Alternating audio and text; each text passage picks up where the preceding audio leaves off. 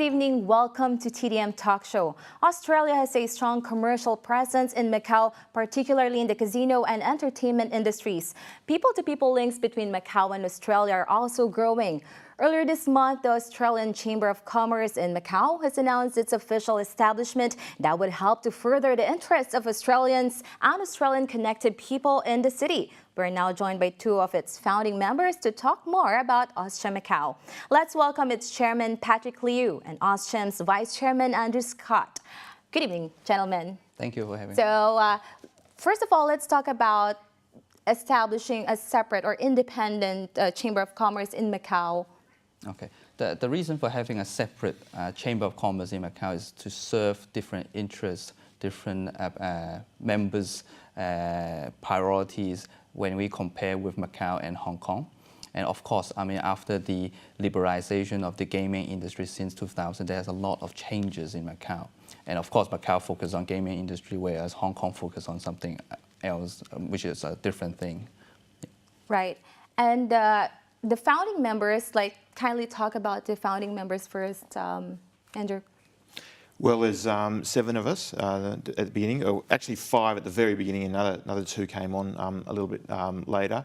Mm-hmm. And they're all connected to actually the gaming industry in one way or another, directly or indirectly, either professionals working either directly for gaming companies or concessionaires, or perhaps businessmen that own businesses that are selling something to the concessionaires.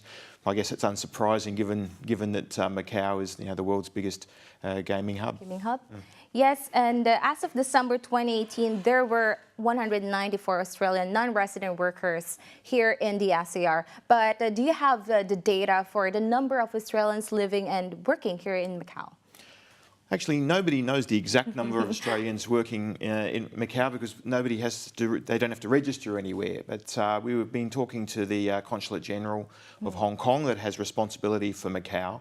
And their best estimate from a few years ago that there are about 1,000 Australians living and working in Macau. And incidentally, there's about 2,000 Macau people who are living, working or studying in Australia as well. Right. And what are the common issues that Australians usually face here in Macau? Well, I mean, Australia and Macau are both sort of vibrant, modern, open places. So there's no necessarily particular issues that really stand out for Australians. But we would like to, by forming the AusCham Macau, create sort of greater understanding between the two countries, or the two jurisdictions, I should say. Australia is not necessarily particularly well known to people in Macau, and vice versa. Actually, Macau's it's certainly better known than it once was, but it's still not a place that's that well known to Australians. So, by sort of increasing that understanding and strengthening, business opportunities between the two and people-to-people links, then more opportunities could flow, more investment could happen in both directions. Right. And let's talk about the composition of key members and your background. When did you guys start this one? When was the main idea to have a separate or independent Chamber of Commerce? So I think we started about 3 years ago. Back then, I was actually a member of the AusCham in Hong Kong. At that then, AusCham Hong Kong has one of its purposes to also to look after its members in Macau, to provide different kinds of events, activities, just to looking after them. But of course, we myself and Andrew Scott as well, he is a member of us of that time. And then we come to a situation where we understand there's a significant difference in terms of economic, in terms of interest between Hong Kong and Macau members. And therefore, we had the intention to say, hey, why don't we set a separate chamber that will serve our Macau members better way, that in a way that links up with the Macau economy and also all sort of matters relates to Macau. Because it's a completely different focus, right? Yeah. Do you want to add something? Well, the Australian Chamber of Commerce of Hong Kong and Macau, it's quite a long name. It is. 31 years old. They celebrated 1987, right? Yeah, they celebrated their 30th anniversary, I think it was last year or the year before.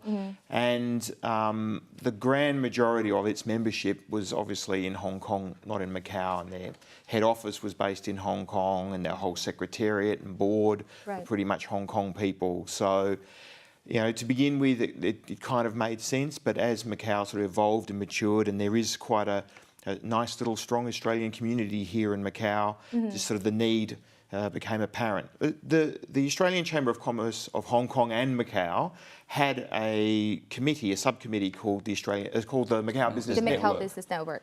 And there were, Patrick and I were both on it, as were a number of other people who were on it. And so we operated for a while as the Macau Business Network. And then what's now happened is that slowly over time, as we've realised that it's better to have two chambers, we've had a very sort of amicable separation from. Was it hard? Yeah, that's it. It wasn't so easy actually. It took The quite a split, it was while. like, yeah. We're gonna break up with you. Well, I think it took a little bit of time for them to understand that the needs over here are a bit different. Yep, I think there's been business case that helps to understand why do we need a separate chamber. I mean we had events and then we listened from our members back then, and then we understand that hey, I think what's the actual purpose of all this event. I mean, it's more like tailored in the Hong Kong way, whereas we expect something more Macau way. We want ideas, we want topics, we want interests to be shared on Macau matters rather than Hong Kong or something else. So that was the push basically in saying that we should have our separate ones that serve our members in a more appropriate manner. And how many members how many were you from Macau? There was about 1,400 members of the Australian Chamber of Commerce of Hong Kong and Macau, but only a very, very small number of those, well less like than the 100 minority group, really? were from Macau, which kind of makes sense. I mean, there's 100,000 Australians in Hong Kong, according to the Consulate General, and let's say about 1,000 in Macau, so it's only 1%. So it kind of, that number kind of makes sense. So, but our interests are very, very different. Hong Kong's obviously a common law jurisdiction. Macau is not. Hong Kong's a banking and finance centre. Macau's the world's biggest gaming hub. So, as Patrick says, the priorities and the needs were very different, and it just became apparent over time. So we opened a dialogue with them, which took a bit of time to get through, and they dropped the and Macau from their name, and we're now Auscham Macau, they're Auscham Hong Kong. Right. But we should stress that we have since signed an MOU with them, and it's very amicable, and the separation, we're working together. And we will, no doubt in due course, sign other MOUs with other Auschams around the Greater China region, especially in southern China, and cooperate in areas like the Greater Bay Area Initiative and those sort of things. Could you tell us more about the MOU that you guys signed, or is it too early to tell now? No, Patrick, you can talk about that. Yeah. I think the purpose of the so-called separation is that even though we are now separately registered in Hong Kong and Macau, but then we just continue to serve our members just in different ways. I mean, members of Hong Kong to continue to be members of Hong Kong Chamber, and whereas Macau members will continue to be Macau Chambers. But then in events, in topics that we have a common interest, say, as mentioned, Greater Bay Area initiatives, everyone's talking about it. Of course, yes. But of course, we both, in a special administrative region, I think we have somehow we have some common understanding, we have some common issues that we face. That I think we will continue to work as brother sister chambers to see how we can, tackle those common issues together. This is the thing. Or we don't, even though we are separate legal things, but then we don't separate in some way. That mutual of understanding agreement that binds us together. Then continue to work as a closed chambers. Right. So let's talk about the Australian businesses here in Macau. People-to-people links between Australia and Macau are growing. What can you say about it? Well, probably one of the biggest businesses here in Macau at the moment from Australia is Aristocrat. Aristocrat has the majority of selling slot machines here in Macau and also throughout the Greater Asian area. It's a listed company in Australia, has been here for quite a long time. So and they've supported us as well. And a lot of Australians in Macau are professionals working within the gaming and hospitality industry. If you look at our board, most of them are either professionals working directly for concessionaires or for companies that have contracts with concessionaires, or they own their own businesses that do business with concessionaires as well. So I think Australia represents, I think you mentioned before there are 194 non-resident workers as of December 2018. I'd imagine most of those would probably be in reasonably senior management or middle senior management positions in Australia. So that's kind of the role we've taken. I think there is a little community here of Australians that have moved here, especially when the liberalisation of the gaming industry, more than 10 years ago, 15 years ago now, and they've sort of adopted Macau as their home and want to stay. Right. And do you think, are we expecting more Australian investments to Macau? For example, Aristocrat is the one that you've mentioned. Do you think there would be other companies that would invest here in Macau? Yeah, I think the interesting thing about investment between Australia and Macau is that the total investment in Macau by Australian individuals and companies is a very small fraction, in fact, of the total investment in the other direction. I think one of the things that perhaps isn't well understood about Macau in Australia is that Macau's a pretty wealthy place now. Macau's got a pretty vibrant economy. I mean, as we've all heard, that we're meant to be the richest country in the world after 2020. That will surpass Qatar. Exactly. So, and in fact, what's happened as Macau has become more vibrant and wealthier and a lot more economic activity here, mainly due to the gaming industry and the hospitality and entertainment industries, is that some people have turned, from Macau, people have turned and invested in Australia. In fact, the total investment in Australia by Macau residents is about 50 billion patakas. Wow. So, I mean, that's a 5 with 10 zeros after it. So that's a pretty big number. So I think the reverse is about $500 million Australian dollars. So in fact, I think what's happening, and something that perhaps we can play a role in getting known both in Australia about Macau and in Macau about Australia, is that the two countries are perhaps not so much different in a way. They're both modern, vibrant economies, free market trading economies, and there could be, if we get that message out and encourage high-level links between the countries, even perhaps get some high-level visits from Australian dignitaries and government people to Macau, we could in fact grow that relationship, bring the two communities closer, and business opportunities might arise from that, investment opportunities in both directions. I mean, there are a lot of things Australia can offer to Macau. I mean, apart from the gaming industry, say for example, Macau is building its a brand new hospital at the Cotai Strip areas. I mean, once I had a discussion with the Consulate General of Australia in Hong Kong, for Hong Kong and Macau, and she mentioned that, I mean, Australia has one of the leading hospital management skills systems in the world. I mean, they are more than happy to provide this kind of knowledge to the Macau government, so that Macau is a place where I'm sure that more people will be seeking medical advice, consultation, because due to the aging populations. Right. I mean, currently Macau people, when they get sick or seriously, most of the time they will travel abroad, to say to Hong Kong. Hong Kong, Singapore. So, of course, nowadays we get doctors from Hong Kong that actually visit to Macau on a weekly basis, just to serve the Macau community. But I'm sure that in the future, that Australian government will be able to offer this kind of medical skills assistance to Macau, just to make sure that we get a significant improvement in terms of the medical industries. Right, and links to other chambers of commerce in the SAR. I understand Hong Kong is the largest Australian business community outside of Australia, and you signed like the MOU. What do you have what you guys have to offer in the SAR? Well, the other chambers in the SAR, I mean, obviously the French Macau Chamber of Commerce is quite strong here, and BBAM and AmCham as well.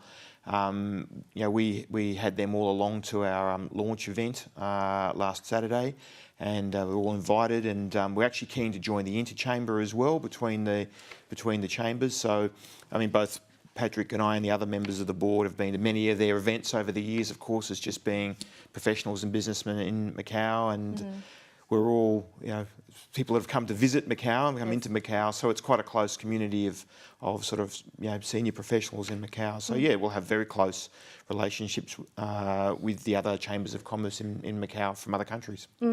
And why do we have to join, if I'm Australian, or why do I have to join the AusCham? What could be the benefit? Well, first thing you're doing is, remember, we've just started, so the first thing you're doing is supporting Australians in Macau. So the first thing they should do is run along to our website, which I'll give a plug for that, which is auscham.mo, AUSTCHAM.mo, and all the benefits are sort of listed there. And we're just building up. So the first thing we're relying on at the moment is a bit of patriotism to get some people to join. It's a very low cost to enter at the moment to join up. We've got 3 types of membership: individuals and SMEs, and corporate memberships as well. And we'll be building up our lists of benefits as time goes on. Obviously, we'll be having events like all chambers do, and we'll be promoting the economic and commercial links between the two communities and trying to bring them closer together. So every Australian in Macau, of course, should join, and every Australian connected person in Macau should join. There's a lot of people in Macau that go and study in Australia and then come back to Macau, and we're very keen on having those sort of people join. There's no criteria. Any person can join. Anyone who wants to join can do. So please do. And the membership fee. Could you kind of talk about the membership fee? I understand this is much cheaper than to Auscham in Hong Kong. No, I think we just our memberships, maybe when we compare to the Hong Kong market, yes, maybe significantly lower than Hong Kong market. But in Macau, in terms of Macau, I think we are just competitive. I mean, we're just a brand new chamber. Of course, we would like to attract more members to join. Where if we have more members to join, there are a lot more things that we can be done in the future. I just want to add on to the last question you asked before, is about what's the connection with our chamber and how do we cooperate with Hong Kong and also other chambers in Macau. I think having a chamber itself is not the main purpose of creating business opportunities within the members of one chamber. I think it's very important that the chambers should create opportunities for members within the SAR and also as a simple across to Hong Kong and also within the Greater China. Yeah. So there are also Auscham organizations within China. Community connection. Yeah.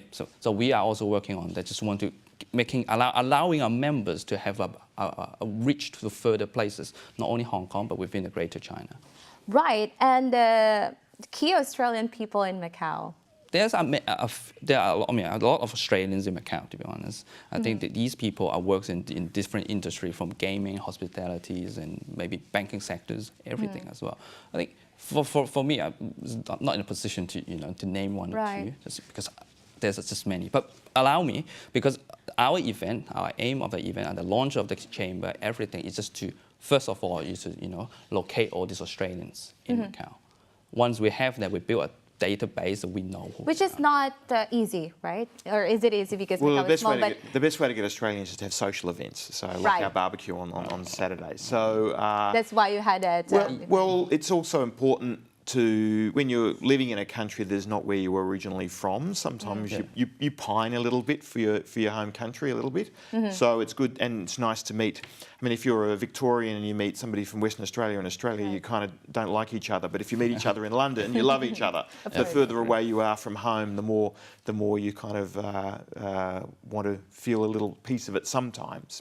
Of course, we've chosen to live in Macau, and such as myself, I've chosen to live in Macau, and I've got no interest in going anywhere but Macau. Well. But still, you retain your nature as an Australian, right? And so it's nice to have that social connection. So yeah, we do want to build up a bit of a stock take of exactly which Australians are here in Macau. Of course, we know many of them, but there are probably little pockets that we don't know, and friends of friends and things like that. Right. And we can hopefully, if you have us back in 12 months' time or something like that, we'll have a better idea of the exact number of Australians in Macau. Right. Yeah. And initiative to have talk with any government officials here in Macau. I'm pretty sure they're well aware of it. And yeah. Okay, I think prior to the establishment of Auscham Macau, we had a few discussions mainly with the IPIN, the investment promotion in Macau. I think one of the things is that with the purpose of the business chamber, our purpose is to promote business not only with an interest in Macau, but also people in Macau with an interest in Australia. So I think that's the department that we approach to, and they have offered a lot of assistance, information that allowing us to say, oh, this is the business there and investment environment in Macau. What businesses should do when they come into it, what are things they should do, how to get things done in the effective, efficient ways, and all these matters. So we understand that, of course, like Macau is a small place. I mean, lots of sometimes lots of paperwork to do, lots of forms to fill in to get a company open. But then in the end, I mean, the government is doing what they can do to simplify everything, just to make Macau just a nice place to do business, to invest in. Of course, when I look at the current, say, I have an accounting tax background, so when I look at the current laws and regulations and tax incentives and all things like that, actually Macau is basically welcoming all sort of investment into Macau. Right. So all the policy are saying, please invest in. We have Macau has a low tax rate of 12%. People, we don't have a individual income tax, but we have a professional tax. The highest bracket is 12% as well. 12%. Where do you find in other parts of the world? But then this is something that the Macau government is offering in a way to attract foreign investment into Macau. Yes. Yep. The other thing you mentioned about government, it's important for us to have good links to the Macau government and also the Australian government. And as we need a little bit of time to build our credibility and build a bit of history around AusCham Macau. But as we do, a big effort of ours is to engage with different government departments. We had the MGTO director was there on Saturday. Ms. Fernandez, Helena was there, which was great to have that support from the Macau government. And in part of the reason I think it took a little bit of time to establish ourselves was we had to establish our bona fides and credibility with the Macau government. We also have the support of the Australian Consulate General and Austrade as well. Austrade is an organisation of the part of the Australian government that promotes trade and investment, but both between Australia, both out of Australia and into Australia. And so we've engaged with them as well. And as time goes on and AusCham Macau gets more history behind it, we'll be looking to engage more and build those kind of governmental links. And for the last question, expectation for this year? Expectation for the year. We plan to have a number of events in this year. So hopefully our events to attract more attention on AusCham Macau. So allowing members to know who we are, what we do, and of course allowing members to to voice out their concerns and things like that. So allowing us to build a better Australian Chamber of Commerce. So we are at the initial stage, but I think we need members' opinions, advices on how we should move going forward in the next year or so. And you guys are two key persons in Macau, so I think it's not going to be hard. Oh, well, you still got to do the work. As Patrick says, membership drive is the number one most important thing. New organisation, we need members. So both Australians and non-Australians, anybody interested in Australia who's here in Macau. And you don't even have to be living in Macau to join AusCham Macau. Right. If you're an Australian that has some connection to Macau in some way or doesn't or is just interested in, you're welcome to join as well. So first priority is membership drive. Our next event's on Anzac Day, so April the 25th. So we'll be April 25th. April 25th, very important day to Australians. Very, barbecue is fun, but Anzac Day is a very solemn, serious day to recognise, Australians that have passed away in wars, and that's a very important day to all Australians. And there's a dawn service and all of that. So that's and the New Zealanders and the New Zealanders as well. ANZAC, of course, stands for Australian New Zealand Army Corps. So that's our next event. But if anybody wants to keep up with what we're up to, we're just one click away. AusCham.mo is the website. AusCham.mo. Oh, and also sign up at the Facebook site as well. We have a Facebook site as well. So just type in AusCham Macau on Facebook. That's very good. So good luck and thank you for joining us again. Thank you. Thanks, Karen. Join us again next week for another episode of TDM Talk Show. I'm your host, Karen Keith. Good night.